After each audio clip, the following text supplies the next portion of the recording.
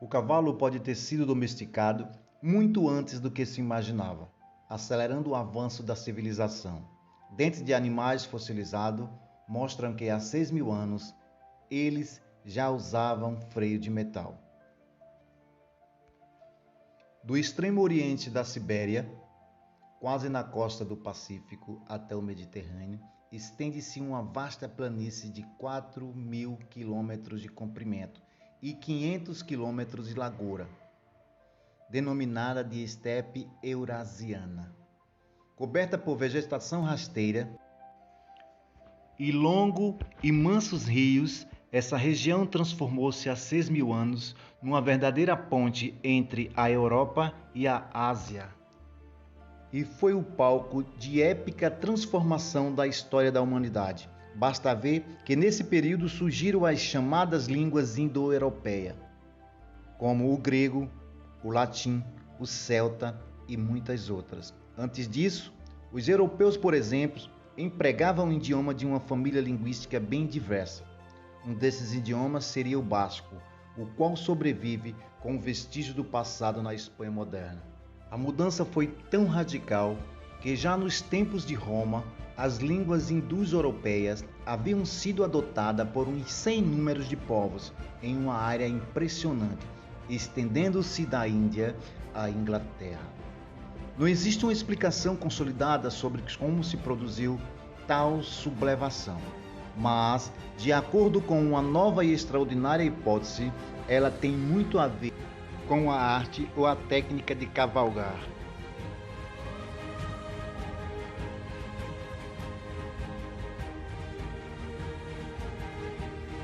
Essa técnica teria sido dominada a princípio por populações relativamente pequenas e isoladas nas regiões centrais da estepe eurasiana, mais ou menos na altura da República Soviética da Ucrânia. A posse de montarias foi tão vantajosa que, embora marginais, esse povo expandiram-se com velocidade extraordinária num curto espaço de tempo. Trata-se de uma ideia ousada, pois contradiz, antes de mais nada, as evidências existentes até agora sobre a época em que o cavalo começou a ser domesticado. Isso teria ocorrido há 4.000 anos e por isso não poderia ter influenciado a expansão indo-europeia, que teve início 2 milênios antes.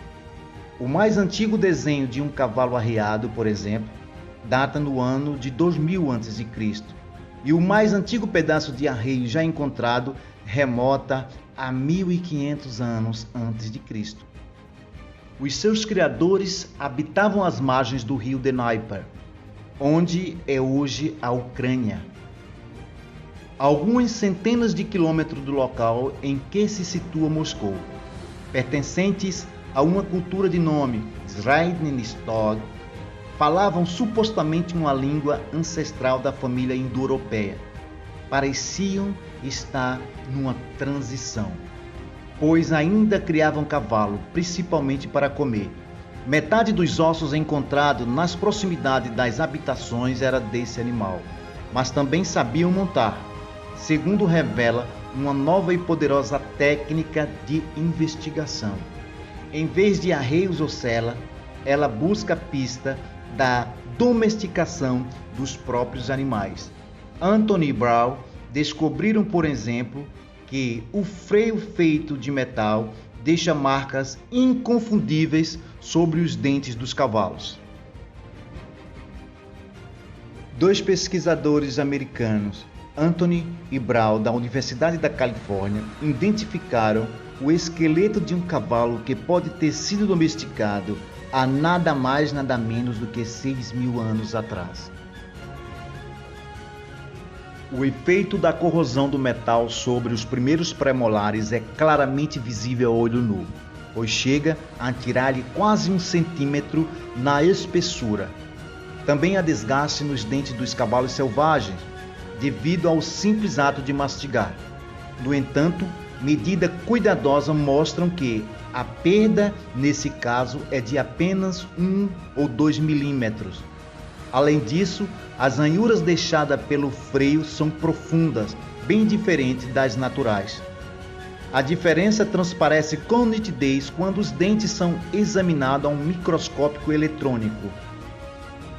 Com esses cuidados, a nova controvérsia data promete lançar a luz sobre uma fase decisiva da história da civilização, durante a qual o homem aprendeu primeiro a plantar e a criar animais e em seguida a lidar com metais.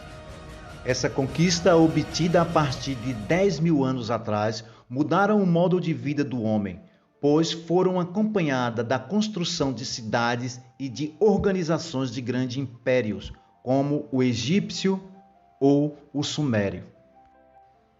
Mas, aparentemente, foi a arte de cavalgar que deu impulso decisivo para a disseminação daquelas descobertas. Claro, nem tudo se fez por graça exclusiva do cavalo domesticado. O imperante foi a edição do novo meio de transporte, as técnicas já conhecidas da agricultura, pecuária e metalurgia. Resume o divulgador científico Gerard Diamond, da Faculdade de Medicina da Universidade da Califórnia, Estados Unidos. Esse pacote tecnológico dominou boa parte do mundo nos 5 mil anos seguintes. Embora ainda precise ser cobrado por novas invenções, essa hipótese parece muito natural em vista do indubitável valor do cavalo. Inteligente, forte e veloz, ele parece ter sido escolhido a dedo para livrar o homem das suas limitações. Um cidadão a pé, mesmo em boa marcha, não cobria distância superior a 50 quilômetros, uma jornada de um dia, mas montado superava sem grande esforço a marca dos 100 quilômetros diários. O mesmo vale para a carga transportada a longas distâncias em lombos de animal. Podiam ultrapassar os 100 quilos, coisa impensável para um homem daquela época. Sua característica marcante é a velocidade, pois se trata de um animal feito para correr. As pernas compridas, presas por forte musculatura ao resto do esqueleto, não podem realizar muitos movimentos. À maneira dos remos nos barcos, elas concentram energia em poderosos impulsos à frente. Contribui para isso a extrema especialização das patas, que por terem um único dedo, permitem as pernas esticarem-se ao máximo durante uma corrida. Não foi sempre assim. Sabe-se que as ancestrais do cavalo habitaram a terra desde o início da era terciária, aos 5 milhões de anos atrás. Mas esses animais eram baixos como um cão, com 25 centímetros de altura somente. Também não contava com a proteção dos cascos nas patas, que tinha 5 dedos. Aos poucos, à medida que perdiam os dedos, adaptaram-se à estratégia básica de serem velozes. Evolução semelhante aconteceu com os rinocerontes e as antas, parentes dos cavalos. Os primeiros equídeos de um dedo começaram a perambular pelo planeta há cerca de 5 milhões de anos, muito antes de surgir o gênero humano, 2 ou 3 milhões de anos mais tarde. É curioso que esses animais tenham começado a se espalhar pelo globo a partir da região de hoje, correspondente às Américas, de onde desapareceram há apenas 10 mil anos por motivo desconhecido. Não perca a segunda parte deste documentário.